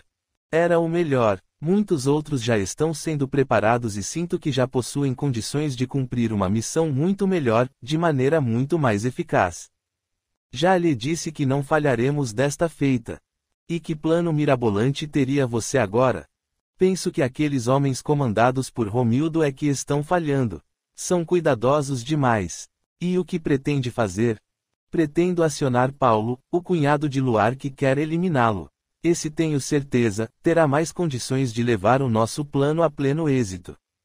Não sei, não. Penso que o que aqueles homens estão necessitando é de um pouco mais de estímulo. Paulo deveria instituir um prêmio entre aqueles capangas de Romildo. Deveria colocar a cabeça de Luar a prêmio. Essa é uma boa ideia, Rufus. Eu sei que é uma boa ideia, idiota. Só que sou eu quem tem que pensar. Será que vocês não têm cabeça? Mas estamos falando a mesma língua, Rufus. Já havíamos pensado em acionar Paulo. Pois o façam e já. Nesse momento, um outro espírito entra no grande salão daquele tétrico castelo. Venerável Rufus, com sua licença. Estamos tendo problemas com Higino. Com Higino? E que tipo de problema? Apanhei-o instigando os outros lá da ala sul. Instigando? Como instigando? Um motim, grande chefe. Motim? Mas o que significa isso? Traga-o até aqui. O espírito dirige-se até a grande porta por onde entrou e, abrindo-a, dá entrada a duas outras entidades que trazem Higino preso pelo pescoço com uma grossa corda. Ajoelhe-se! Ajoelhe-se! Grita um dos guardas, batendo-lhe nas pernas com uma lança. O espírito se prostra ao chão, de joelhos. Tenta se levantar e novamente é derrubado. Abaixe a cabeça! Grita, agora, o guarda. Mas o que está acontecendo com você, infeliz? Berra Rufus, vermelho de ódio. Não vou mais servi-lo. O que? Como ousa? De agora em diante, serei servidor de Jesus. Estou cansado de tanta maldade. Já não aguento mais. Diga-me uma coisa, Higino. Quem anda colocando essas coisas em sua cabeça? Os espíritos superiores e a minha própria consciência. Não quero mais permanecer aqui. Espíritos superiores? Mas será que estão invadindo a minha fortaleza? Preciso falar com o chefe da guarda. Será punido se está permitindo uma coisa dessas. E você acha que há barreiras para os mensageiros de Jesus, Higino? Alega Higino. Como ousa falar uma coisa dessas? Como ousa? Torno a perguntar, você acha que existem barreiras para os espíritos superiores? Você está me enfrentando, Higino, e será severamente punido. Pode fazer o que quiser comigo, Rufus. Muito em breve não mais estarei aqui. E como pensa que vai fugir, imbecil? E eu preciso fugir? Já não mais pertenço a esta legião, Rufus. Apenas me encontro aqui. Meu coração está muito distante. Insolente. Guardas, levem-no e castiguem-no. Nisso, Faros pede licença e se aproxima de Rufus, falando-lhe baixinho, Rufus, ouça-me. Quanto mais o castigar, mais ele estará próximo de sumir daqui e isso não será um bom exemplo para os outros. Do que você está falando? Não o castigue. O castigo os torna mais corajosos e mártires. Não estou entendendo. O ideal seria descobrirmos como ele faz para encontrar tanta força para enfrentá-lo e como consegue se comunicar com os das luzes. Como já lhe disse, e já vi isso antes, ele se fortalecerá em seu propósito e desaparecerá da fortaleza. Esperem, guardas, tragam-no de volta. Os homens que já o estavam arrastando para fora do salão, retornam e depositam Higino novamente no chão. Rufus faz tremendo esforço e começa a falar mais calmamente com o espírito, para ele, rebelde. Diga-me uma coisa, Higino, o que o está descontentando aqui? Não tem tido os prazeres que sempre quis. Tenho sentido nojo do que faço. Esses prazeres a que você se refere não são tudo na vida. Aliás, não significam nada. São efêmeros. De que está falando? Estou falando que desejo trocar esses prazeres imundos com um estado de paz que somente os das luzes podem me oferecer. Não quero mais fazer o mal. Não sinto mais ódio no coração e nem revolta. O que sinto é profundo arrependimento por tudo o que fiz. Quero a felicidade que somente o nosso único Mestre, Jesus, pode nos oferecer. Você enlouqueceu, Higino? Enlouqueceu? Não, Rufus, não enlouqueci, não. Apenas vejo a vida de maneira diferente agora. Estão enganando você, Higino. Eu é que me encontrava enganado. Vocês é que estão equivocados com essa estúpida revolta que criaram porque não conseguiram as portas do reino de Deus. Que portas? Que portas? Não existem portas para nós. Existem, sim, e vocês sabem disso. Basta querer e basta saber entender a vida. Rufus ruboriza novamente de ódio contra a maneira com que aquele espírito lhe fala, mas procura, matreira e enganosamente, falar-lhe. Somente me diga uma coisa. Como faz para entrar em contato com os das luzes? Através da oração, Rufus. Quando este meu corpo adormece, desprendo-me e converso com eles e me fazem ver o quanto estou errado. Você profere aquelas orações idiotas? Não aquelas, Rufus, mas uma outra que me sai do coração. E por que ainda não o libertaram, hein? Por que, será que possuem tanto poder assim? Porque ainda tem um trabalho a realizar aqui. Um trabalho? Que espécie de trabalho? Preciso converter os outros. O que? Como ousa? É minha obrigação. Sua obrigação é para comigo. Nada mais me une a você, Rufus. E acha que vou deixá-lo à solta aqui dentro para tentar mudar a mente dos outros? Se pensa assim, se engana, Higino. Não poderá me impedir. Durante o sono, Rufus. Durante o sono. Não há barreiras que me detenham e aos outros quando nos desprendemos.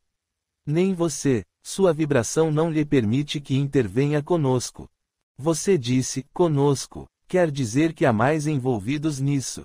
Já somos em grande número, Rufus. Uma conspiração.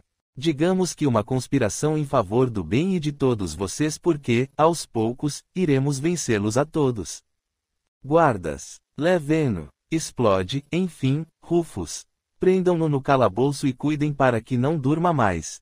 Revezem-se e cumpram minhas ordens. Não o deixem dormir, nunca mais. Mantenham-no acordado. Não quero mais que entre em contato com os outros. Sei que ele é um líder e é impedindo-o que impediremos que o caos tome conta daqui. E quero o nome dos outros. Quero o nome dos outros. Os guardas levam-no. Já quase perto da porta, Higino volta-se para Rufus e lhe diz: não conseguirão descobrir quem são e nem terão condições de impedir esse levante em nome de Cristo. Tirem-no daqui, levem-no ao calabouço e não lhe deem nenhum tipo de alimentação e nenhum líquido. Vão. Esse Higino ainda vai nos dar trabalho, diz Faros a Rufus. Não somente ele, mas pelo que entendi, outros estão com essas ideias na cabeça. Preciso descobrir quem são. Pois eu tenho um plano, Rufus. E que plano, Faros? Ultimamente seus planos parecem não ter levado a nada. Pois este é infalível. Diga-me, então. Creio que os traidores que procuramos devem ser aqueles com quem mais Higino se relaciona. Devo admitir que isso tenha um fundo de razão. Pois ordene que esses revoltosos apliquem duro castigo em Higino.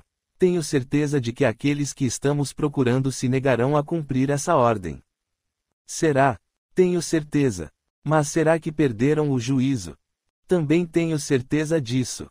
Pois, então, em primeiro lugar, coloque em ação o que pretende fazer com Paulo e depois volte aqui. Enquanto isso descobrirei quem são os mais chegados a Higino. Vá agora e não fale desta vez, Faros. Ou serei obrigado a colocá-lo junto com ele no calabouço. Não falharei. Capítulo 33. Estamos vigiando tudo, Paulo, diz Romildo pelo telefone ao cunhado de Luar. Isso só não basta, Romildo. Terão que apanhá-lo. Ele não conseguirá escapar. Estamos com todas as saídas cercadas. Não seja tolo, Romildo. Vocês são só em 4. A cidade é pequena e estamos vigiando a estação rodoviária e as 3 possíveis saídas.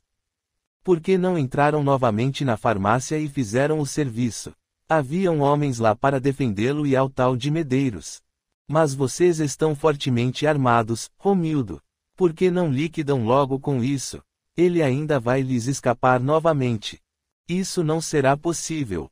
Pois me faça um favor. Passe o telefone para os outros homens. Quero falar com cada um deles. Falar com meus homens? O que vai lhes dizer? Não é da sua conta, Romildo.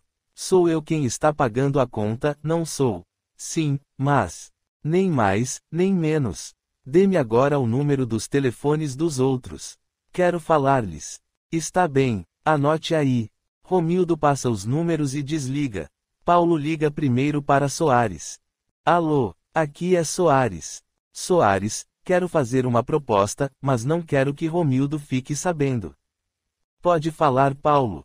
Se Romildo lhe perguntar o que lhe disse, quero que diga que apenas pedi mais empenho na missão, certo? Certo. Bem, o que tenho a lhe oferecer é o seguinte e vou oferecer o mesmo aos outros. Aquele que conseguir eliminar o meu cunhado vai ganhar o triplo do que lhes está sendo oferecido e, depois, me procurando, pago mais um outro tanto. O que me diz disso?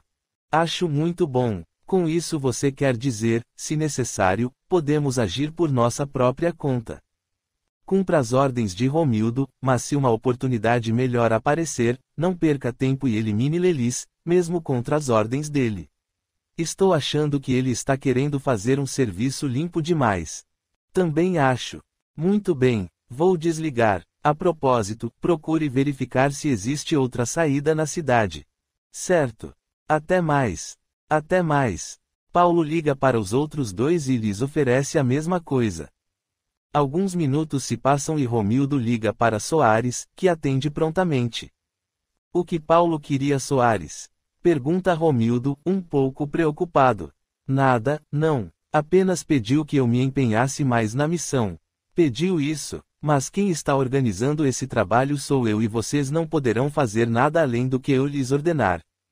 Sei disso, mente Soares. Fique tranquilo. Penso que Paulo queria tão somente concitar-nos ao bom trabalho. Sei, concorda Romildo, meio desconfiado. Vou desligar. Quando escurecer quero todos vocês aqui perto da farmácia. Vamos agir, pode deixar. Até mais. A noite chega e Luar começa a se despedir de Medeiros e Armando. Já traçaram um plano para que ele saia da farmácia sem ser notado. Então, não se esqueça Luar, diz Medeiros, quando chegar na cidade procure um pequeno armazém que fica a 3 quadras da praça principal. É o armazém do Figueiredo. Lá, você terá informações de como chegar à fazenda do meu amigo Brandão. Vá até lá e entregue-lhe esta carta.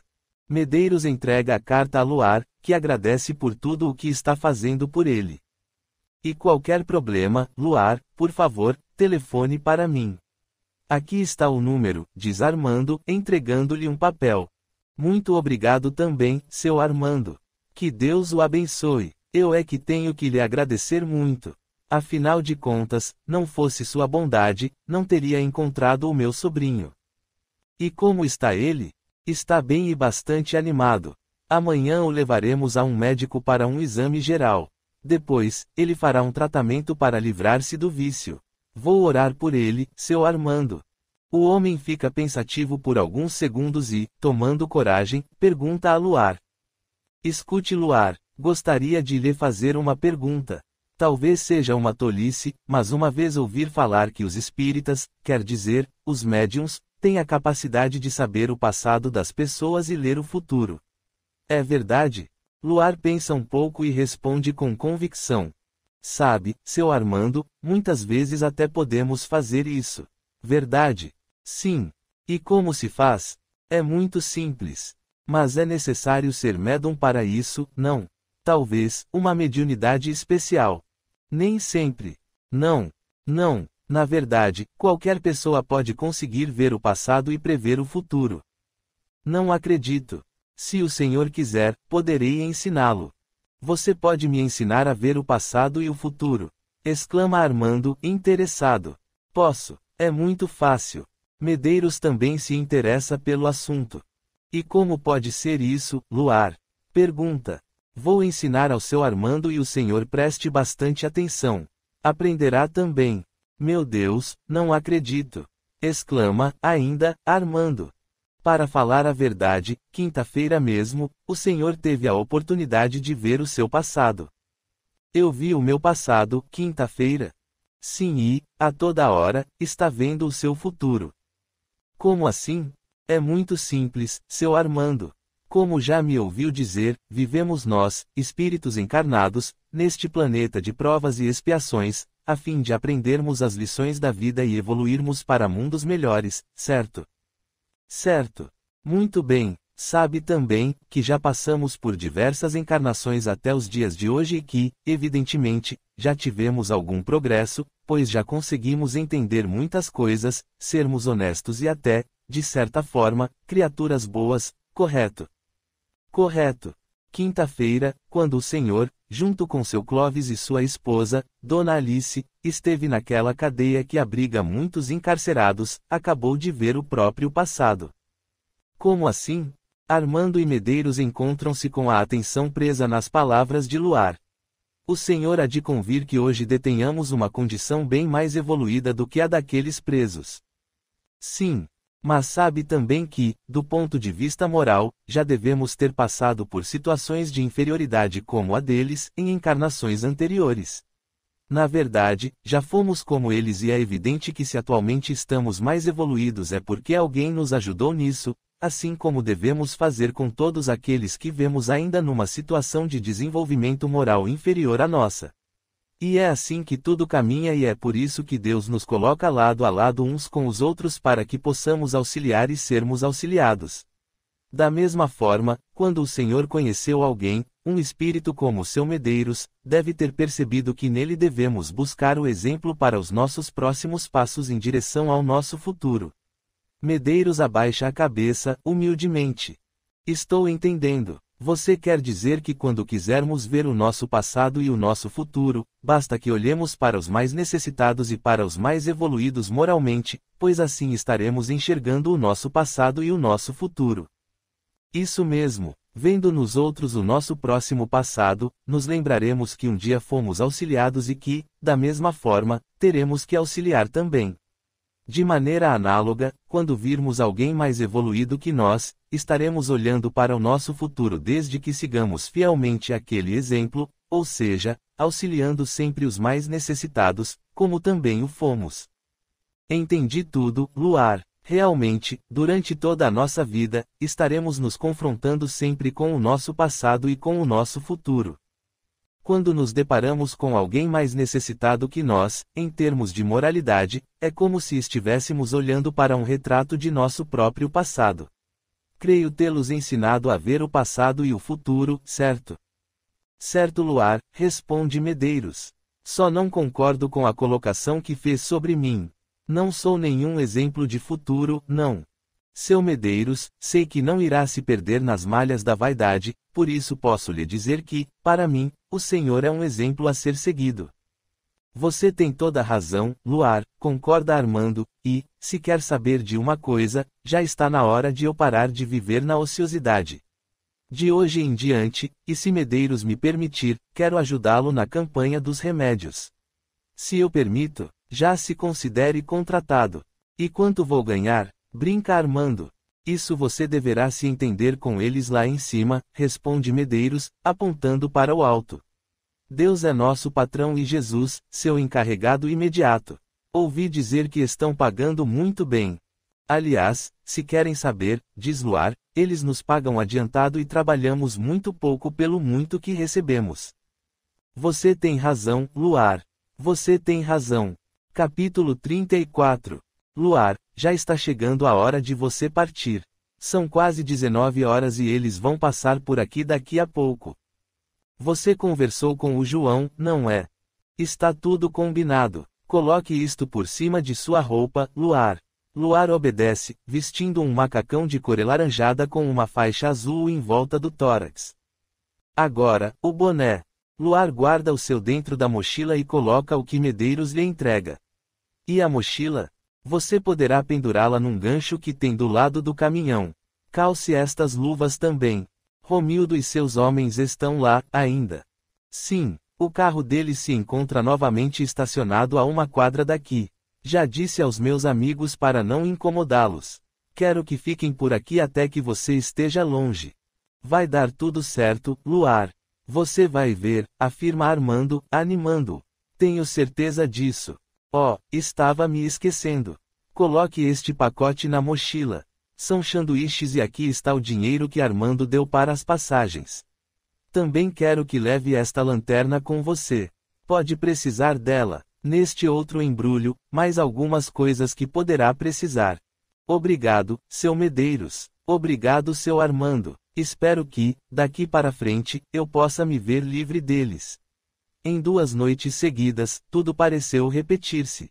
Ontem à noite, aqui, vivi quase que a mesma situação quando na casa de seu Clóvis. Nesse momento, o telefone toca e Medeiros vai atender. Alô, quem? Clóvis. Como vai, meu amigo? Sim, ele está aqui, mas já vai partir. Sim, tivemos problemas. Sim, vou passar o aparelho para ele. Luar é Clóvis. Fale com ele, mas não se demore.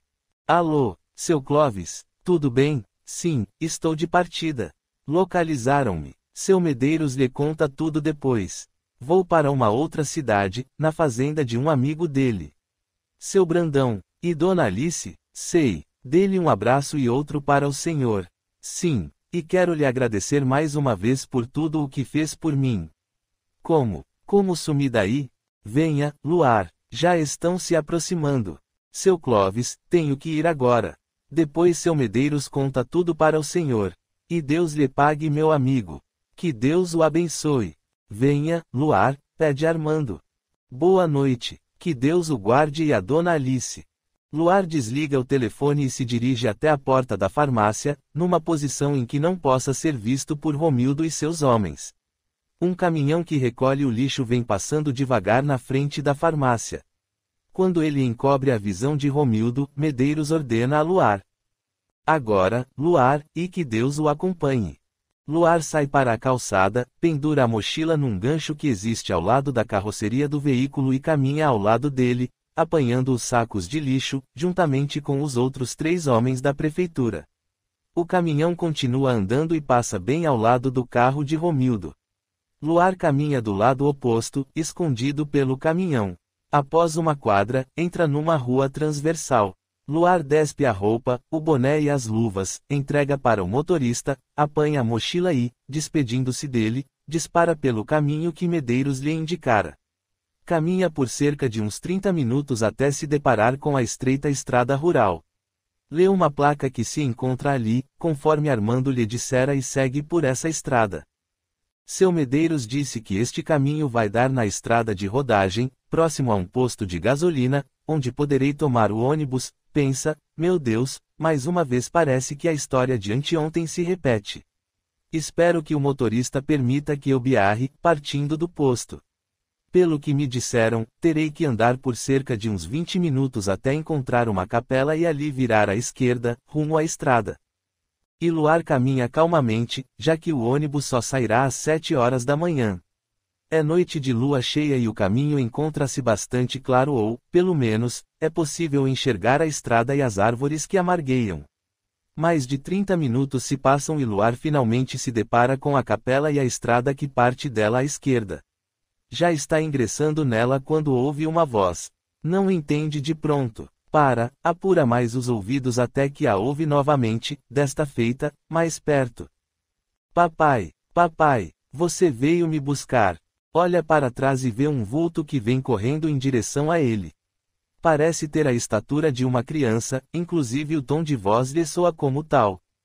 Papai. Realmente, trata-se de um garoto de cerca de uns 13 anos de idade, que o abraça entusiasticamente, falando. Papai, você veio. Luar afasta o menino e olha bem para o seu rosto.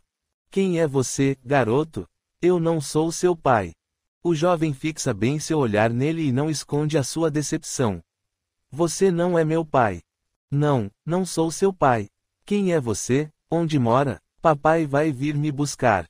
Mas onde você mora, garoto? Lá responde o menino, apontando para o escuro, direção oposta para onde estava se encaminhando Luar. Lá, e o que tem lá? Sua casa? É, minha casa. Não estou vendo nada. Está tudo muito escuro. Não, diz, agora. Não é lá e aponta em outra direção. Você tem certeza? Casa grande. Casa grande? Muito grande. Eu tenho um quarto. Como é seu nome? Guinaldo. Aguinaldo? Guinaldo. Somente agora e, reparando bem no rosto, na fisionomia do menino, Luar percebe algo de estranho. É um deficiente mental, conclui. Mas o que estará fazendo aqui? Será que tem alguma casa nas imediações? Papai vai vir me buscar, insiste Aguinaldo. E onde você disse que mora? Casa Grande. E essa casa grande, por acaso tem um nome? Pergunta Luar, temeroso pela resposta. Clínica.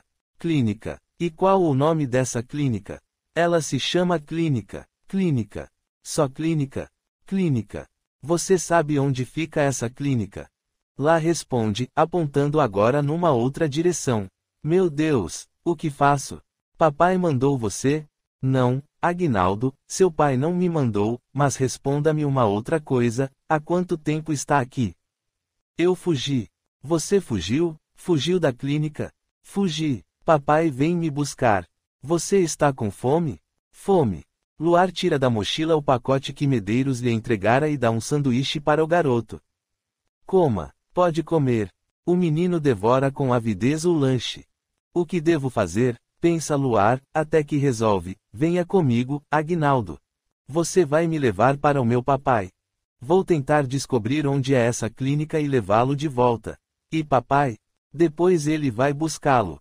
E Luar começa a andar, convidando o garoto a acompanhá-lo. Este o obedece. Vou perguntar no posto se alguém sabe onde fica essa clínica. Não deve ser longe. Aguinaldo não parece muito cansado e nem muito sujo se encontra. Deve ser aqui por perto. Caminham mais um pouco e Luar avista, bem distante, as luzes do posto de gasolina que procura. Aonde você vai, Soares? Pergunta Romildo quando o seu companheiro sai do carro. Vou esticar um pouco as pernas.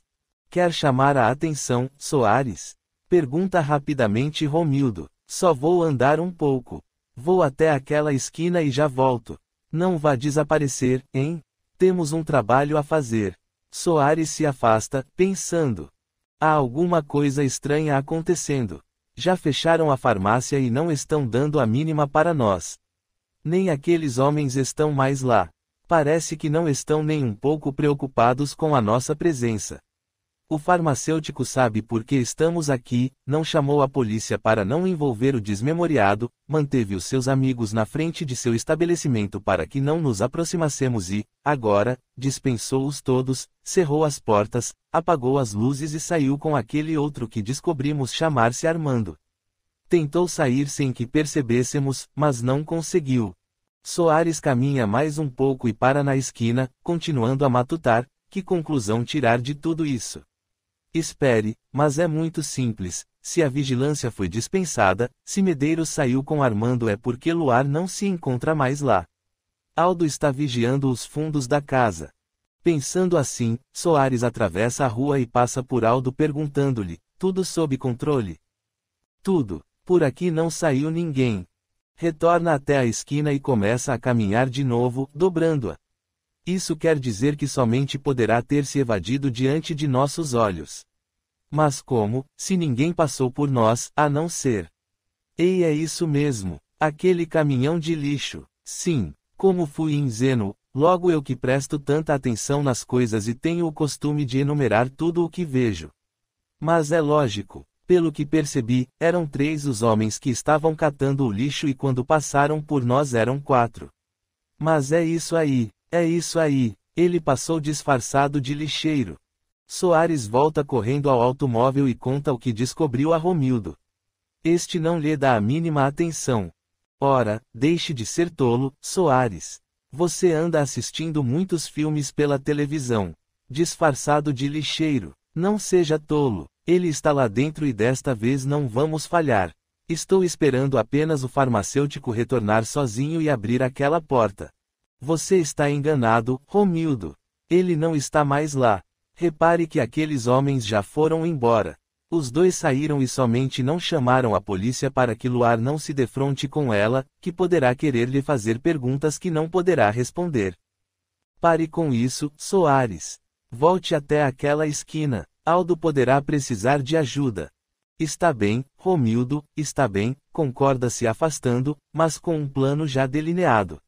Se conseguir fazer o serviço sozinho, ganhará uma boa soma em dinheiro. Só para ele, e fica pensando, deixe-me ver. Afinal de contas, sou bastante inteligente. Se chegaram até a conseguir um traje de lixeiro para Luar, é porque fizeram isso com antecedência. Foi tudo muito bem planejado e esse farmacêutico deve ter muitos amigos. Agora, se foi tudo planejado com antecedência, bem pode ter sido a hora em que apenas Romildo ficou no carro vigiando. Então imaginaram que estaríamos vigiando as saídas principais da cidade e, talvez, Luar não esteja saindo por elas. E se não está saindo pelas principais saídas é porque está fugindo por uma outra. E só pode ser por aquela que descobrimos, conversando com aquele taxista. Paulo é muito inteligente, também. Foi dele a ideia de que eu verificasse isso. É isso mesmo, Soares. É isso mesmo. Vou apanhar o meu carro na outra rua e seguir para lá. Tenho tanta certeza disso que não vou me importar com Romildo. Elimino Luar e vou para a capital receber o meu prêmio. Pensando assim, Soares apanha o seu próprio carro e dispara em direção à estrada que Luar seguiu. Capítulo 35. Em poucos minutos Soares se encontra diante da capela. É por aqui. Luar deve estar seguindo por este atalho. De acordo com as informações do taxista, este caminho vai dar na estrada de rodagem onde existe um posto de gasolina e é lá que ele, certamente, vai apanhar um ônibus. Vou estacionar e seguir a pé. Ele não deve estar longe, pois deve ter demorado bastante para chegar até aqui. Soares, então, estaciona o carro e segue rápido a pé, já com uma arma na mão. Preciso tomar cuidado para ele não perceber que estou me aproximando. Caminha por cerca de 1,5 km até que escuta vozes. É Luar que, sem pressa nenhuma, percorre o caminho com Aguinaldo. E essa casa grande em que você mora, tem muitos meninos. Meninos e meninas, diz o garoto que, agora, Luar percebe falar com uma voz meio pastosa, de quem tem problemas na fala. E você tinha um quarto só para você? Sim. Entendo. Você acha que papai vem me buscar? Você conhece o seu papai? Conheço. Ele é muito bonito e disse que um dia viria me buscar. E sua mamãe? Não tenho mamãe, só papai. E seu papai visita você na clínica? Não, mas não precisa, não é? Ele vai me buscar. Pobre menino, pensa Luar. O pai deve tê-lo internado em uma clínica psiquiátrica e, para que ele ficasse, prometeu ir buscá-lo. Talvez nunca mais volte. Nesse momento, sente muita pena do garoto. Certamente irá passar o resto de seus dias esperando pelo pai. Você não tem mais nenhum papai lá na clínica? Pergunta. Só tenho um papai. Na clínica só tenho tios. E você gosta de morar na clínica? Gosto, mas gosto mais do papai. Entendo. Gosto muito de você, também. Se o papai não vier mais me buscar, você fica sendo meu papai. Luar se surpreende com essas palavras do menino e, olhando-o bem, percebe que lágrimas irrompem dos olhos dele. Mas você disse que só tem um papai. Eu sei, mas... Espere um pouco. Não fale agora, sussurra Luar, ao escutar um barulho atrás deles. O que foi? Pergunta o menino.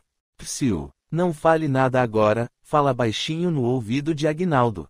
Nós vamos brincar de esconde-esconde. Por isso não fale mais até eu lhe dizer. Venha. Luar pega o menino pelo braço e entram alguns passos na mata, agachando-se por detrás de uma árvore. Vamos ficar em silêncio. Psiu, assopra o menino com o dedo indicador em riste sobre os lábios. Aguinaldo se encontra abaixado ao lado de Luar, voltado para ele. Cuidado aí, Aguinaldo, pede Luar, cochichando. Tem um grande buraco ali, atrás de nós. Realmente, atrás deles, uma grande depressão se apresenta com mais de 3 metros de profundidade, causada, talvez, pela erosão. Apenas algumas árvores se encontram naquele local, à margem da estrada. Mais alguns ruídos se ouvem, mas Luar não consegue precisar de onde provém. De repente, o garoto dá um grito e salta para trás de Luar, que se volta rápido, a tempo de ver que Aguinaldo, dando um salto, empurrar alguém para dentro do buraco. Também percebe que a pessoa tinha alguma coisa na mão direita. Não, havia gritado o menino que, por pouco, não cai também no grande buraco. Outro grito em seguida foi ouvido. Por certo, de que caíra. Luar levanta-se e agarra o menino que, assustado, começa a gritar, ele ia bater na sua cabeça.